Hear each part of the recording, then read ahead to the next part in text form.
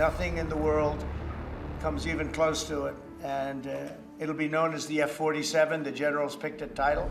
A fighter so secret, members of Congress did not know she had already flown. A program so deeply buried inside special access program compartments that the engineers who built her could not tell their families what they were doing for 5 straight years. A price tag so staggering that a single airframe costs more than 3 F-35s. And the United States Air Force still calls her the cheapest option America has left. Welcome back to the channel. What you are about to hear comes straight from official Air Force statements, a press conference inside the Oval Office, named generals on the record, and Department of Defense procurement documents. Every figure is sourced. By the time this video ends, you will know who flew the first prototype, why the Pentagon kept her hidden for half a decade, and why one of the most prestigious aerospace companies lost the contract of the century in a single afternoon. This is the story of the F-47, and this is everything they did not want you to know. Chapter 1. The initiative that wasn't supposed to exist. The story begins in 2014 inside DARPA. A small group of analysts launched something called the Air Dominance Initiative. On paper, a study. In practice, the first whisper of an aircraft that would not be publicly named for 11 years. By the late 2000s, planners inside the Pentagon were staring at a brutal problem. The F-22 Raptor, the most lethal air-to-air fighter ever built, could not reach the Pacific. Her combat radius was too short. The Indo-Pacific had become the new battleground, and the F-22 had been engineered for a different war. The Air Force needed something else, something that could fly farther than any fighter in history, something that could survive deep inside contested airspace without leaning on aerial tankers that adversaries had already learned to target with hypersonic missiles. They called the concept penetrating counter-air. Chapter 2. 2 aircraft, 2 companies, 0 witnesses. In 2018, somewhere over the high desert of the American Southwest, a black aircraft lifted off a runway and climbed into restricted airspace. She belonged to Boeing. 4 years later, in 2022, a second aircraft did the same thing. This one belonged to Lockheed Martin. Different company, different design philosophy. Same mission. Prove that 6th-generation flight was not a PowerPoint slide. These were the X-planes. Full-scale demonstrators built under classified research contracts and shielded by special access program protocols so strict that the men and women who flew them could not say the word fighter outside the gate. They flew for years. They logged hundreds of hours. And while they flew, defense magazines were still debating whether 6th-generation fighters were even feasible. The question had already been answered. Above the desert, behind a wall. Chapter 3. The day the curtain lifted. March 21st, 2025. The Oval Office. President Donald J. Trump stood beside Defense Secretary Pete Hegseth, Air Force Chief of Staff General David Alvin, and Lieutenant General Dale White. The cameras came on. A program that had operated in total secrecy for more than a decade was shoved into daylight. Her name was the F-47. The number paid tribute to the P-47 Thunderbolt, the World War II workhorse that helped win Europe. It also marked 1947, the founding year of the United States Air Force. The contract was being awarded to Boeing. Then General Alvin released a written statement that quietly rewrote everything.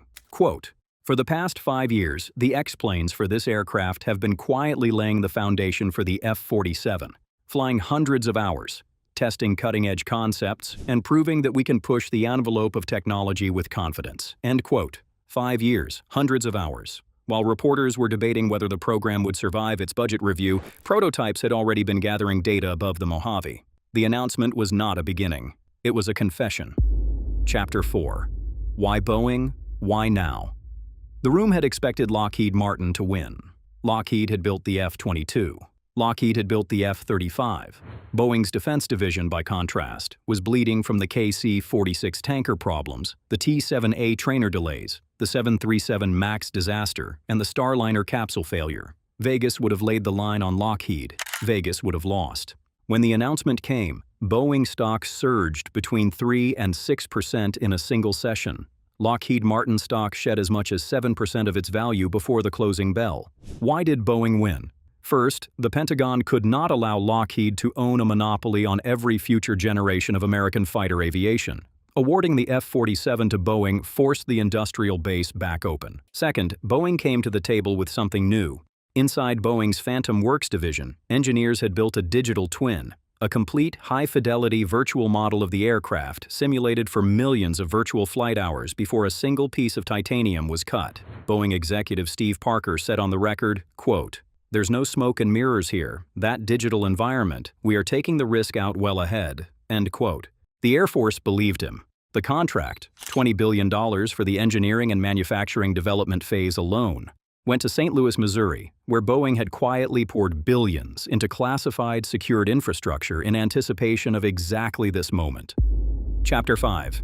The engine the Pentagon will not let you see. A sixth-generation airframe is meaningless without a sixth-generation heart. She has to fly thousands of miles efficiently, then sprint at supersonic speed without afterburner, then dump enormous amounts of heat from her radar, her electronic warfare suite, and the directed energy weapons her airframe was built to one day carry, all on the same flight, all out of the same engine.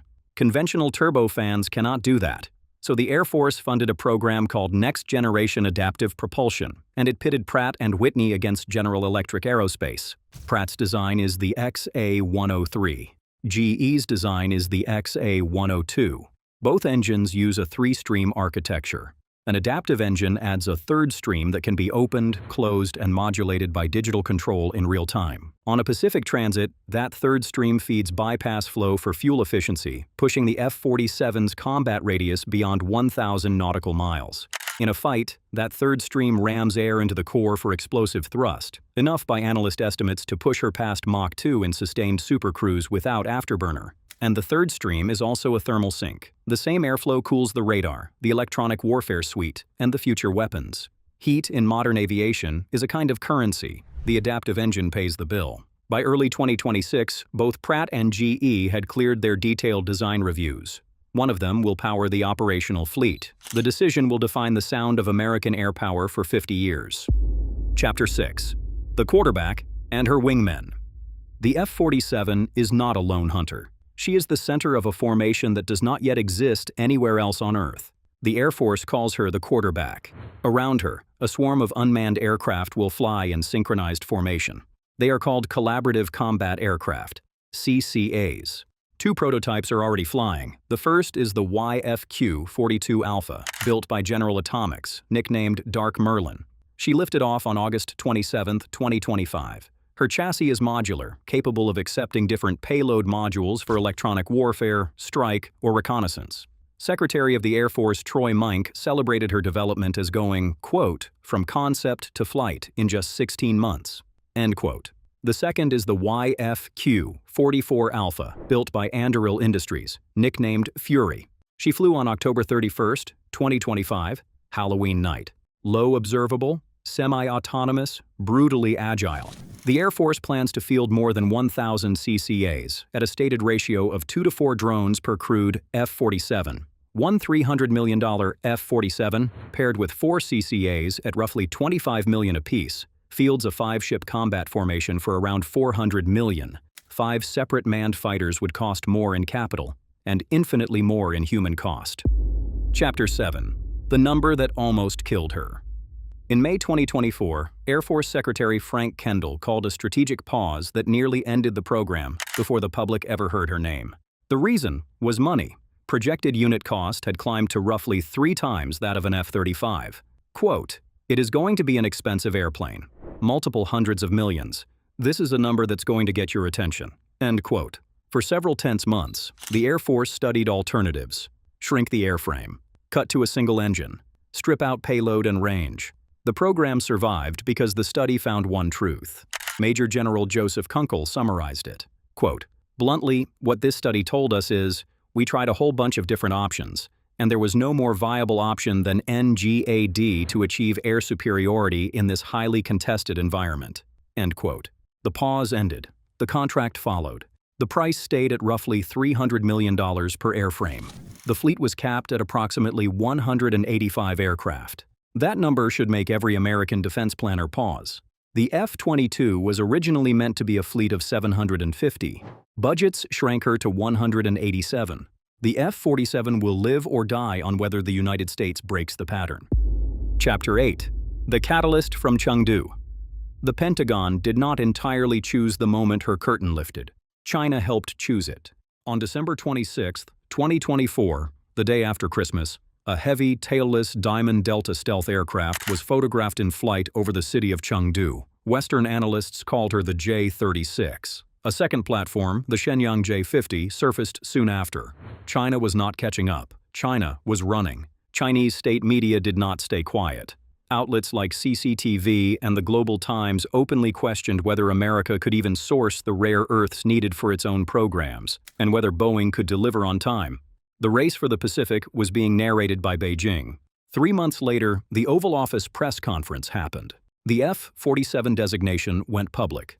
General Alvin's 5-year statement followed within hours. America was answering the J-36 not by promising to build a 6th-generation fighter, but by quietly admitting she had already been flying one. The spine of what comes next. The F-47 has not yet entered service. Her first operational flight is scheduled for 2028. Her initial operating capability is targeted for the early 2030s. But she is real. She has flown. She has been flown by men and women whose names you will never know, in airspace you will never enter, on missions whose details will be classified for the rest of your life. They flew her in the dark. They flew her without recognition. They flew her because someone has to make sure the next war does not arrive at the doorstep of the country they love. That is the American spirit at altitude. The F-47 is not just a machine. She is a continuation of a promise. Before you go, if this story reached you, hit the subscribe button. It tells the platform that long-form, sourced defense reporting is worth the algorithm's time.